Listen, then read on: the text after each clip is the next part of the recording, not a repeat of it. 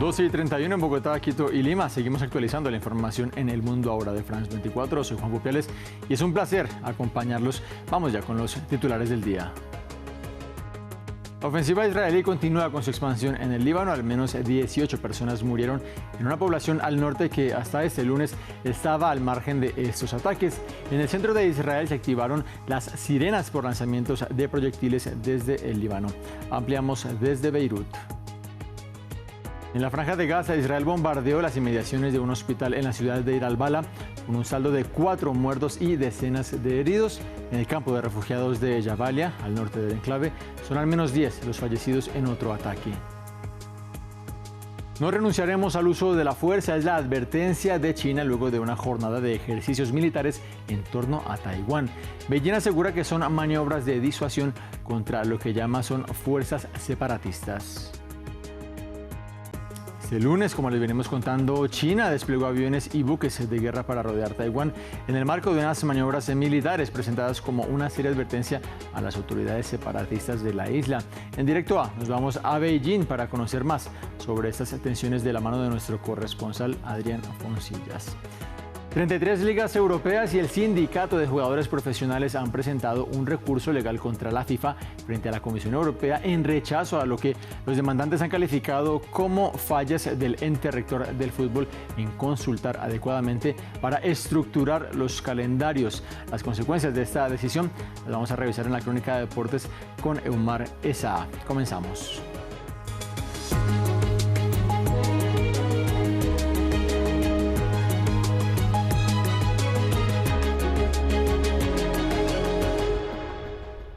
El Mundo Ahora de F24 es nuestra etiqueta en redes sociales para que participen con nosotros a lo largo de esta emisión con sus comentarios.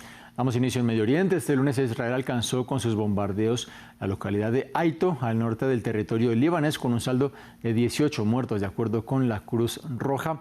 Es un punto de mayoría cristiana que hasta ahora había estado al margen de estos ataques que, de acuerdo con Israel, son para desmantelar a la milicia chiita Hezbollah.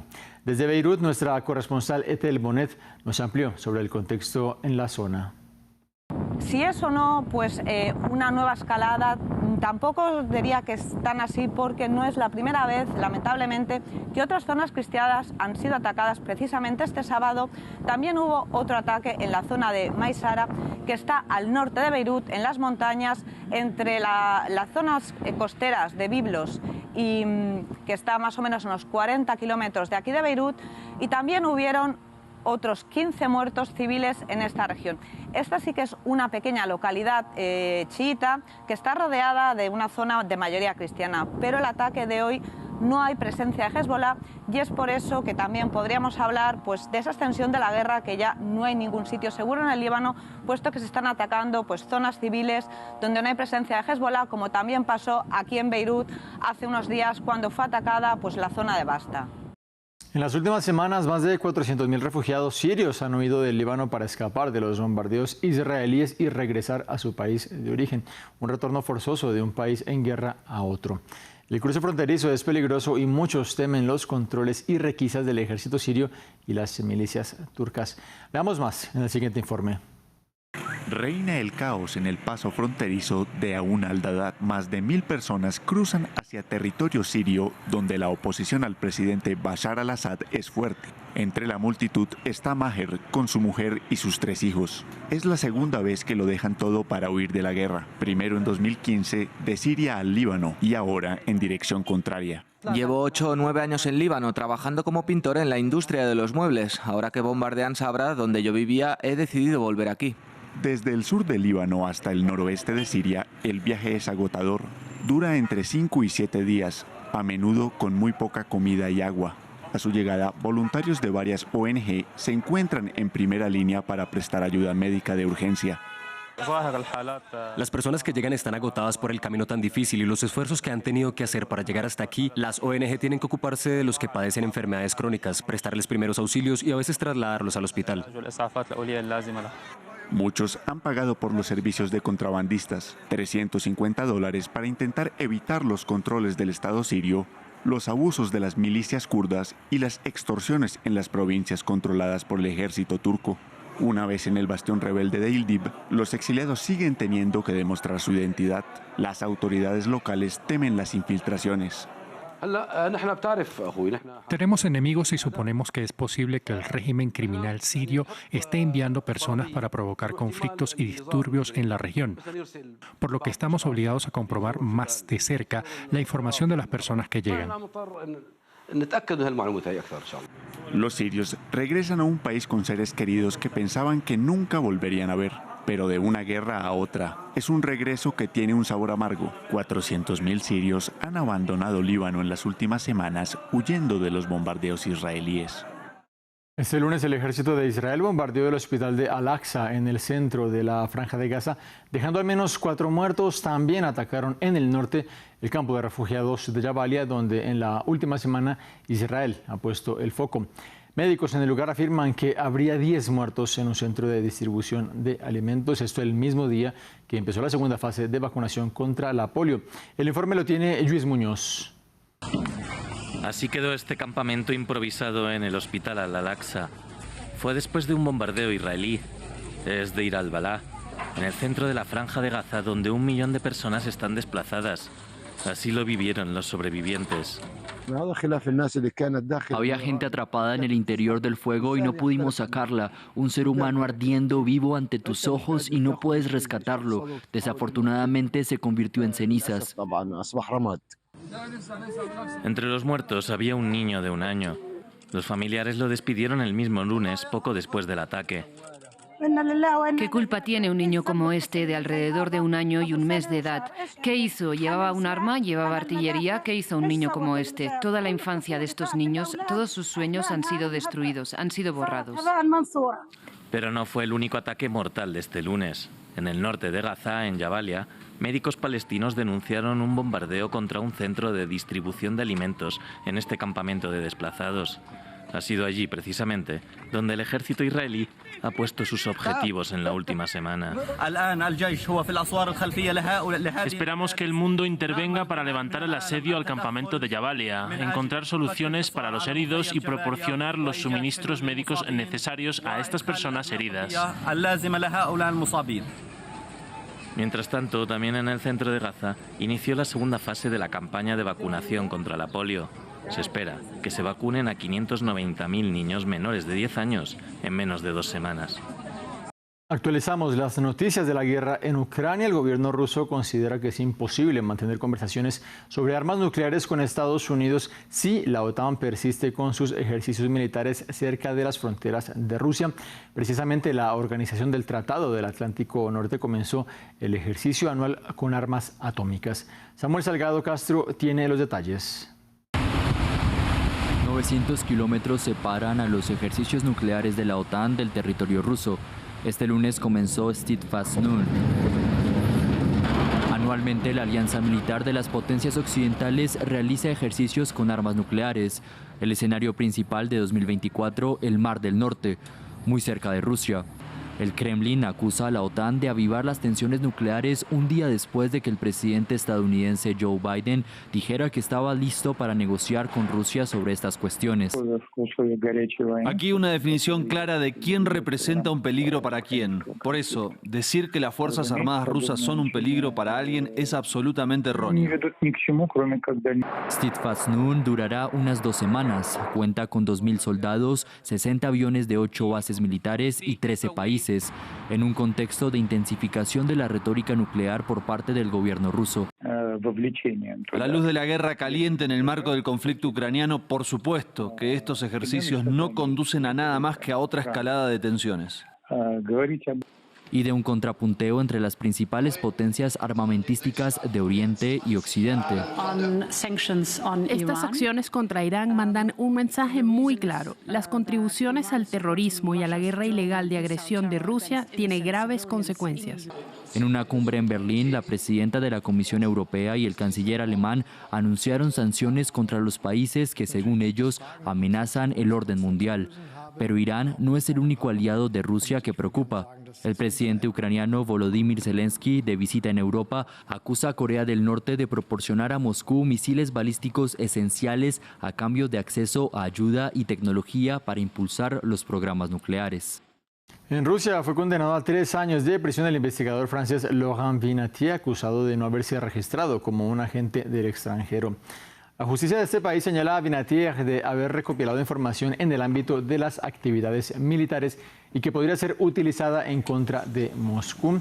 El académico de 48 años había expresado sus disculpas por romper la ley rusa antes de conocerse la sentencia y había dicho amar este país. La defensa considera que la sentencia es excesivamente dura y, por supuesto, apelará contra ella en el procedimiento establecido por la ley. Este lunes, China desplegó aviones y buques de guerra para rodear Taiwán en el marco de unas maniobras militares presentadas como una seria advertencia a las autoridades separatistas de la isla. Veamos más detalles en el siguiente reporte. En estas imágenes, los guardacostas taiwaneses acaban de avistar un buque chino. Ha entrado en aguas territoriales de la República de China sin permiso. Sus acciones han desestabilizado el orden y la seguridad de la República de China. Ajuste su rumbo y abandone nuestras aguas territoriales. El lunes, China desplegó aviones de combate, bombarderos y buques de guerra para rodear Taiwán. Bautizada como Espada 2024B, la operación incluye 4 flotas que patrullan alrededor de la isla reclamada por Beijing, en las 9 zonas que se muestran en este mapa. China dice que está emitiendo una advertencia contra los actos separatistas de las fuerzas independentistas de Taiwán. El gobierno taiwanés declaró el estado de alerta. Hemos ordenado a todas nuestras unidades que examinen el uso de los sistemas de inteligencia, vigilancia y reconocimiento para vigilar de cerca la actividad de la fuerza de misiles del Partido Comunista Chino. Estas maniobras chinas se producen pocos días después de la fiesta nacional de Taiwán, durante las cuales el nuevo presidente taiwanés pronunció un discurso de firmeza hacia Beijing. En los últimos años, bajo el liderazgo del presidente chino Xi Jinping, Beijing ha intensificado la presión y la intimidación en torno a la isla, con la presencia casi constante de sus aviones y barcos. Por el momento, el ejército no ha anunciado ningún ejercicio de tiro con fuego real, pero en 2 años ha llevado a cabo 3 series de maniobras a gran escala para acercar Taiwán y disparó misiles cerca de la isla en 2022. Seguimos hablando del gigante asiático porque el ministro de Defensa chino Dong Jun recibió en Beijing este lunes a su homólogo ruso Andrei Belousov. Fue un encuentro en el que ambas partes se resaltaron la estrecha colaboración de sus gobiernos. De acuerdo con los jefes de cartera, esta relación ha alcanzado un momento cúspide nunca antes visto. Moscú y Beijing dieron a conocer este acercamiento denominado Sin Límites en la antesala de la invasión rusa sobre Ucrania en febrero de 2022. Vamos con noticias de la región. En Colombia, el fin de semana estuvo marcado por la situación de seguridad en el departamento del Cauca, al suroccidente del territorio. 6 ministros se desplazaron hasta El Plateado, que es una zona rural en donde el ejército lanzó un operativo contra el Estado Mayor Central, una disidencia de la guerrilla de las FARC. El saldo es de unos 20 heridos y desde el gobierno aseguran haber recuperado el control de esta región en donde abundan los cultivos de coca. Escuchemos al titular de Defensa, Iván Velázquez. Esta presencia que se va a mantener pretende estabilizar el territorio. Estamos en un territorio donde para nadie es un secreto que ha tenido el control de la Carlos Patiño. La acción del ejército, la acción de las fuerzas militares con la Policía Nacional ha sido precisamente decirle a la Carlos Patiño, aquí estamos y no cabemos los dos. Y entonces vamos a sacarlos de este territorio. Nos despedimos con una noticia para los nostálgicos de los automóviles. La fabricante francesa Renault dio a conocer ante el mundo su nuevo modelo, el clásico Renault 4. Lo hizo en el salón Paris Motor Show. Se trata de un vehículo eléctrico con una velocidad máxima de 150 km por hora y una autonomía de hasta 400 km y que es una de las apuestas de la compañía Gala para renovar su gama eléctrica. Este vehículo presenta varios guiños de este clásico que se hizo célebre en el mundo en los años 60 y 70. Momento de pasar a Directo A. Vamos a hablar de la actualidad del continente asiático. China desplegó, como les venimos contando, aviones y buques de guerra para rodear Taiwán en el marco de unas maniobras militares presentadas como una seria advertencia a las autoridades separatistas de la isla. Para conocer más de cerca estos operativos y sus consecuencias, vamos a Beijing, la capital china, con nuestro corresponsal Adrián Foncillas. Adrián, ¿en qué consistieron los movimientos militares de China en la zona? Hola, ¿qué tal estáis? Pues este teatrillo bélico ha empezado muy pronto, con el alba, y se ha alargado casi 12 horas. Ha participado el portaaviones Liaoning, es una de las joyas de la Marina china, decenas de barcos y 125 aviones, lo que supone un nuevo récord. Los ejercicios son los habituales, consisten en simular el bloqueo de la isla y aislarla del mundo en un escenario bélico. Se han acercado también barcos taiwaneses a la zona, pero no ha habido ningún percance porque en estos casos todos tienen un cuidado extremo para evitar los accidentes. El contexto es muy claro, es la respuesta china al reciente discurso del presidente Lai Ching-te, que por cierto, este es el segundo espectáculo de este tipo que padece en 6 meses en el cargo. Con el primero, China quiso desincentivar lo que ella entiende que son discursos radicales o independentistas. Es evidente que no funcionó entonces y es seguro que lo de hoy tampoco funcionará. La verdad es que cuesta entender por qué China se empeña con estas prácticas que son desastrosas para sus intereses.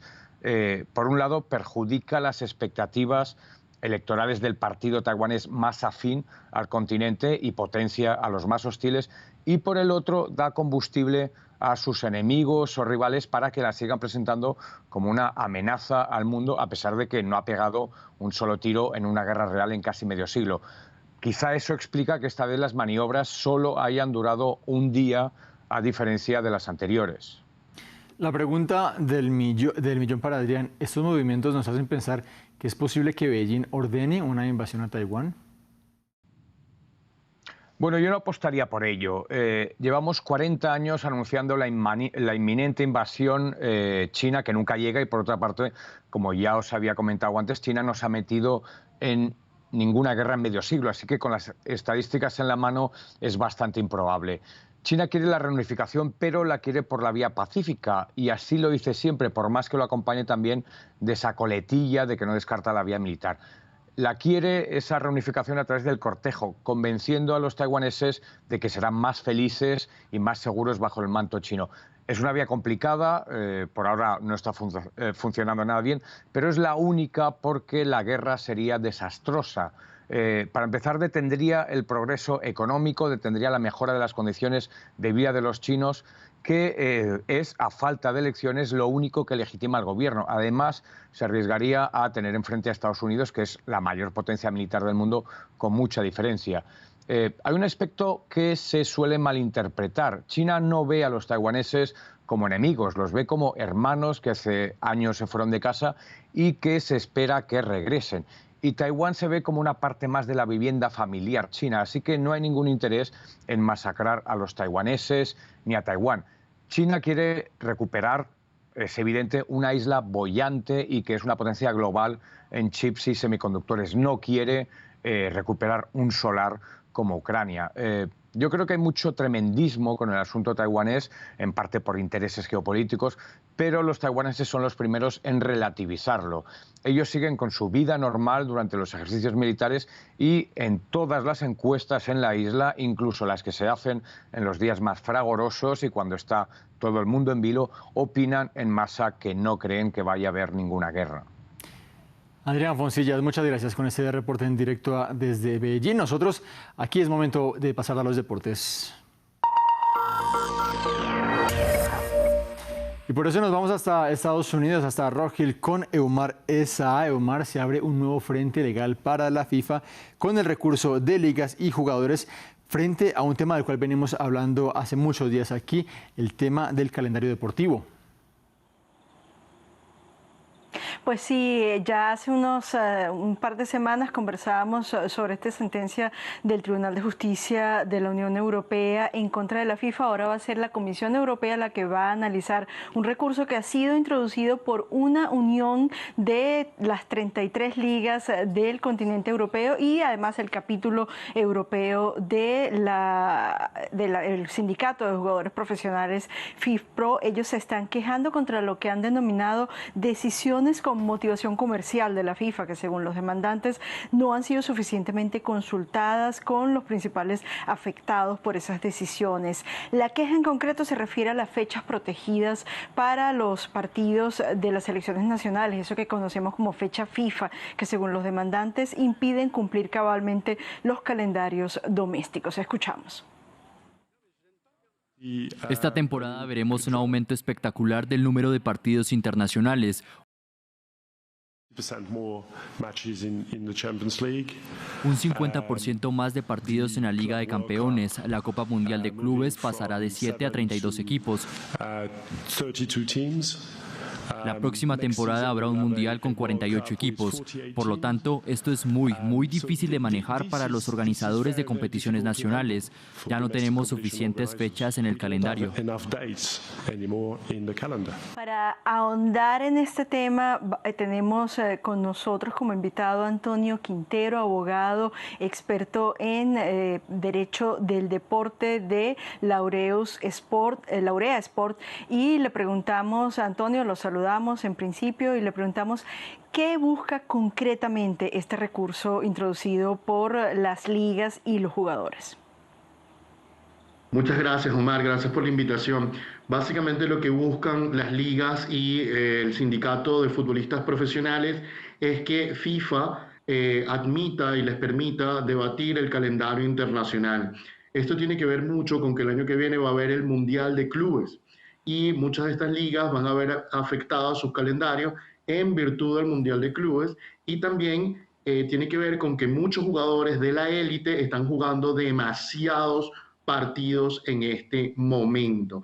FIFA ha respondido con respecto a esto en momentos anteriores, que en verdad se están jugando desde la temporada 2012-2013 1.582 minutos y 22 partidos a través del FIFA CIES, y que hoy en día se están jugando 24,4 partidos, 1.587 minutos, solo 5 minutos más.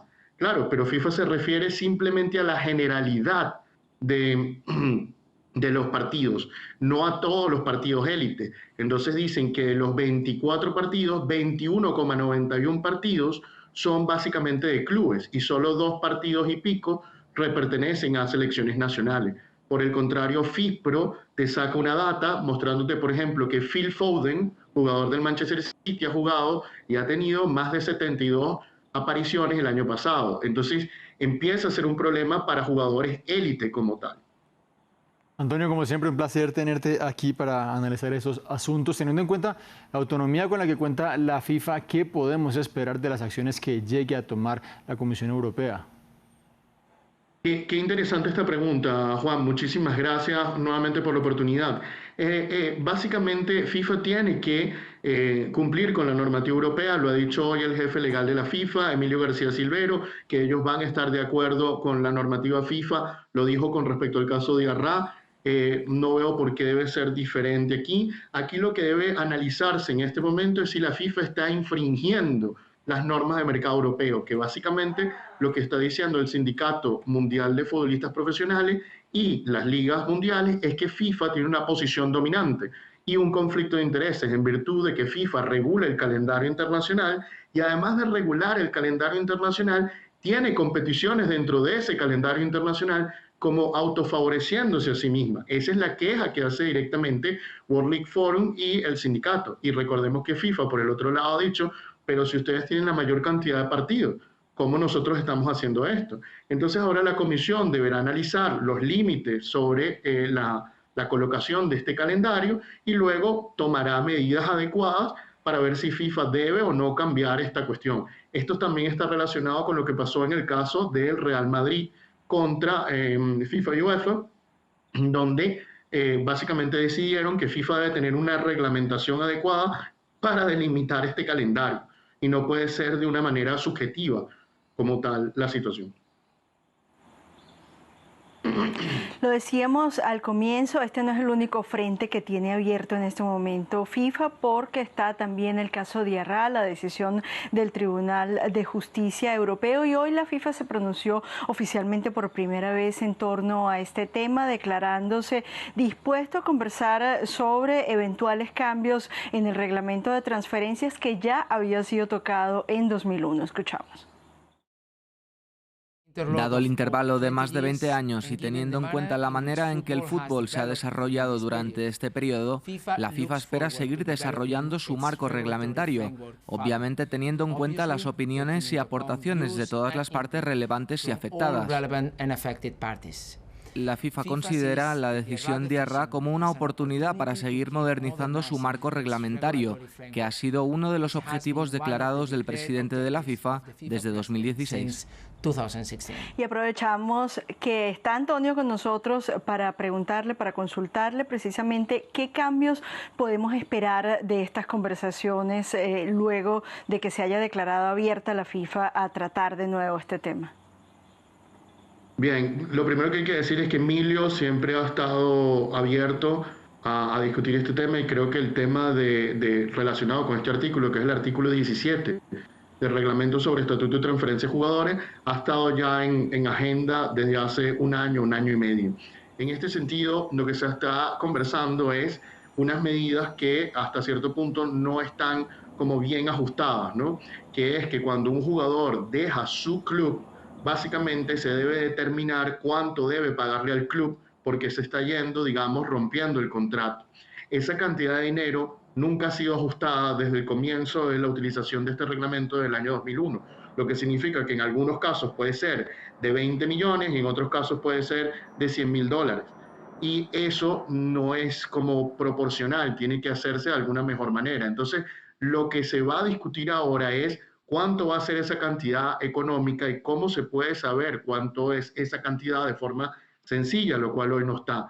Además, se va a discutir si se deben imponer sanciones a los jugadores o no que rompen su contrato sin razones justas, por decirlo así, y además de eso, se va a conversar si el nuevo club que contrata al jugador debe pagar parte de esa indemnización económica o no, que fue lo que llevó a Diarra a demandar a la FIFA sobre este sistema de transferencia, ya que en virtud de todas estas condiciones, él no pudo conseguir nunca más nuevo equipo para jugar. Entonces ahora todo esto debe ser aclarado. El tribunal no ha dicho que estas medidas son completamente ilegales o que no se debe proteger cierto objetivo, porque eso de que un jugador se esté cambiando de un equipo a otro no es exactamente normal. Entonces hay que encontrar ahí el balance. Eso es básicamente lo que va a pasar ahora. Unas conversaciones que van a tener un impacto seguro en el mercado de traspasos. Antonio Quintero, abogado especialista en el derecho del deporte de Laurea Sports. Como siempre, muchas gracias por estar con nosotros. Yo me voy a quedar con Eumar para seguir hablando con algo relacionado con este tema, porque tenemos que hablar también de un jugador que parece que está volviendo precisamente después de una lesión. Pues sí, ya Fermín López, el centrocampista del Barcelona, está listo para salir de la enfermería. Recordemos que él había tenido solamente 10 días de reposo entre la Liga, posteriormente la Euro y finalmente la participación en los Juegos Olímpicos, donde fue una de las figuras claves para que España se quedara con la medalla de oro. Y eso hizo que hace aproximadamente un mes terminara con un problema muscular en la pierna derecha que ya está superado. Ya entonces contaría Hansi Flick con él para enfrentar al Sevilla el próximo domingo. Eumar Esada de Estados Unidos con la información deportiva. Muchas gracias. A ustedes también muchas gracias. Nosotros hacemos una breve pausa. Ya regresamos.